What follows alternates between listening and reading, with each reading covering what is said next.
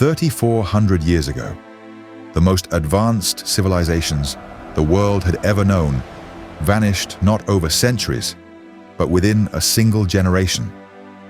Cities burned, kingdoms fell silent. Trade routes that had connected Egypt, Anatolia, Greece, and Mesopotamia for hundreds of years simply stopped. And to this day, no one can say for certain why. This is the Bronze Age collapse, and it's the greatest detective story in ancient history. Over the next 14 minutes, we'll weigh the evidence for each leading theory: climate, earthquakes, invasion, economic failure, and see why researchers now believe the real answer isn't a single cause, but a perfect storm. Let's start with the world that disappeared and what it was about to lose. For centuries, this international system had survived wars, political rivalries, and changing rulers. But beneath the surface, small problems were beginning to appear. Trade remained active, but in some regions, the flow of vital resources may already have been slowing.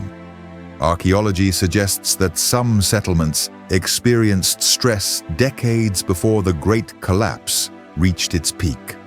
In several cities, desperate letters reveal growing anxiety as rulers pleaded for help from allies who were facing crises of their own. These warnings were scattered, local, and easy to overlook. Few could have imagined they were witnessing the beginning of one of history's greatest transformations. Then, in the closing decades of the 13th century BCE, the warnings became impossible to ignore. On the northern coast of today's Syria stood the prosperous port city of Ugarit, one of the great trading centers of the late Bronze Age.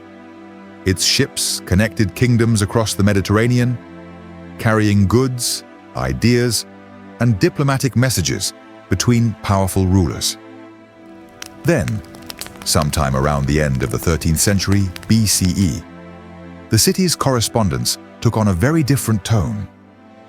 Several surviving tablets speak of danger, enemy ships, and urgent requests for assistance. Together, they offer one of the clearest contemporary glimpses into the uncertainty of the Bronze Age collapse. One letter reports enemy ships appearing unexpectedly along the coast, while much of the kingdom's military forces were away. Although historians continue to debate the full context of these events, the message captures the urgency of a kingdom under sudden pressure. Soon afterward, the city itself would be destroyed.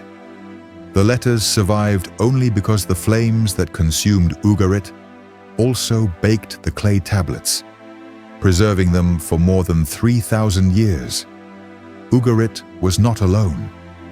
Across the eastern Mediterranean, other kingdoms would soon face disasters that seemed to arrive almost all at once. Ugarit's destruction was not an isolated tragedy.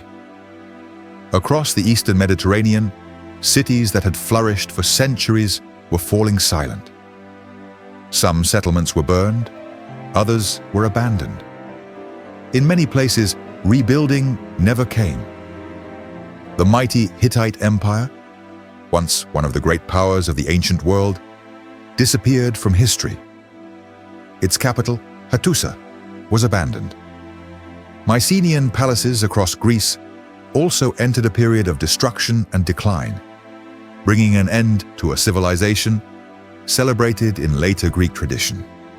Yet not every civilization met the same fate. Egypt survived, though weakened, reminding us that this was not a single event, but a complex regional transformation.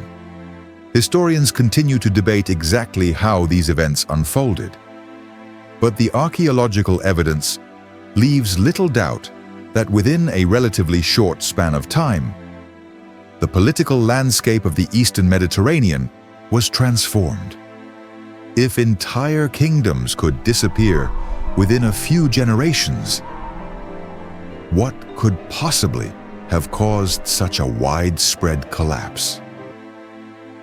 For more than a century, archaeologists and historians have debated one simple question: what could bring down so many powerful kingdoms within just a few generations? Was it climate change, earthquakes, invasions, civil wars, economic collapse? Or did many crises combine into a perfect storm? Today, most researchers no longer search for a single explanation. Instead, they investigate how environmental, political, economic, and military pressures may have reinforced one another until an interconnected world could no longer absorb the strain.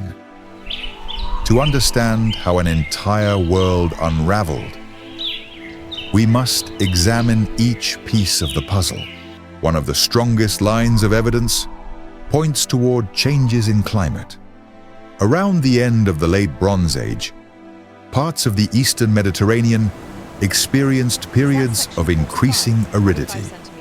Scientists study lake sediments, cave formations, pollen, and other environmental records to reconstruct rainfall patterns from thousands of years ago. Several studies suggest that prolonged drought may have reduced agricultural production in parts of the region, placing increasing pressure on populations already dependent on complex trade networks. Yet the evidence is not identical everywhere. Some regions appear to have experienced more severe environmental stress than others, reminding us that climate alone cannot explain every collapse. Climate change may have weakened the foundations of some Bronze Age societies, but weakened societies do not always collapse. To understand why these civilizations fell, we must continue examining the evidence. If drought weakened parts of the Bronze Age world, what delivered the final blow?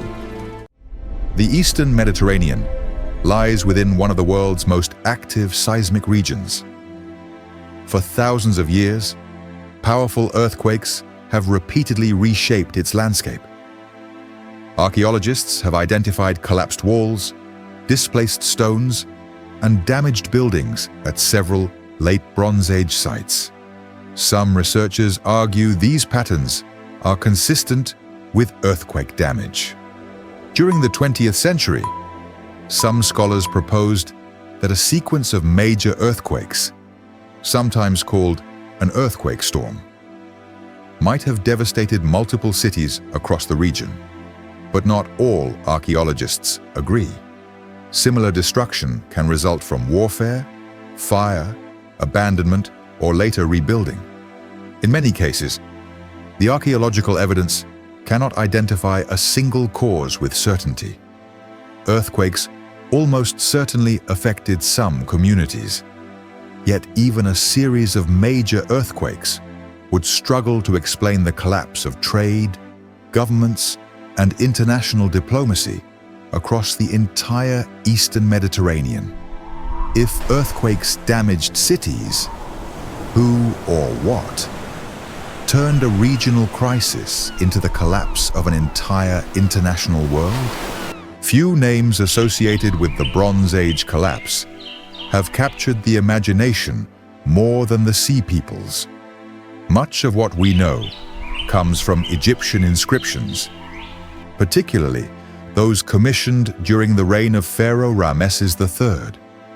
The inscriptions describe groups arriving by land and sea, some traveling with families and ox-drawn carts, suggesting that at least part of this movement involved migration as well as conflict. Yet historians still debate who these groups were. They may not have been a single people at all, but rather several communities displaced by wider crises unfolding across the Eastern Mediterranean. Today, many scholars see the Sea Peoples not as the sole cause of the Bronze Age collapse, but as one visible symptom of a much larger crisis already unfolding. If the Sea Peoples were only part of the story, perhaps the greatest threat came from within the kingdoms themselves. The great kingdoms of the Late Bronze Age were remarkable achievements, but they were also extraordinarily complex. Palaces depended on taxes, harvests, merchants, craftsmen, and long-distance trade. If one part of the system failed, the effects could spread rapidly through the entire kingdom. Modern researchers sometimes compare these kingdoms to highly connected systems. Their greatest strength, their interdependence, may also have been their greatest vulnerability. A failed harvest could reduce taxes. Fewer taxes could weaken armies. Disrupted trade could limit bronze production. Small problems could combine into much larger ones. No single failure needed to destroy the Bronze Age world. Together, many smaller failures may have overwhelmed systems that had once seemed unbreakable. Yet one kingdom refused to disappear without a fight. Its records preserve the most dramatic account of the crisis, and the final battle against an enemy history still struggles to identify. As kingdoms disappeared across the eastern Mediterranean, Egypt prepared for a threat unlike any it had faced before. At Medinet Habu, Ramesses III recorded that enemy forces approached both by land and by sea. His inscriptions describe a carefully planned Egyptian defense, rather than a desperate last stand. Egyptian archers, naval forces, and fortified river defenses appear to have worked together in a coordinated strategy. Whether every detail of the royal inscriptions reflects events exactly as they occurred remains a subject of scholarly discussion. Egypt survived. But survival did not mean complete recovery. Even victorious kingdoms faced economic strain, reduced international trade, and a dramatically transformed world. The victory of Ramesses III marked the survival of one great civilization. But it did not restore the interconnected Bronze Age world that had existed for centuries. That world was gone. The Bronze Age had ended. A new age was beginning. But for those who lived through it, the future must have felt uncertain beyond imagination. For the people who survived, there was no clear beginning to a new age. There were only empty cities, broken trade routes, and the challenge of rebuilding everyday life. Palaces lost their dominance, but local communities adapted. Trade slowly returned, new kingdoms emerged, and iron gradually became more common than bronze. From this changing world would emerge new civilizations, including the Phoenician city-states, the kingdoms of ancient Israel and Judah, and centuries later, the classical civilizations of Greece. The Bronze Age collapse reminds us that civilizations are not permanent. They are resilient, but they are also vulnerable when many pressures converge at the same time. The Bronze Age world disappeared more than 3,000 years ago. Yet its story continues to shape how we understand resilience, complexity, and the rise and fall of civilizations.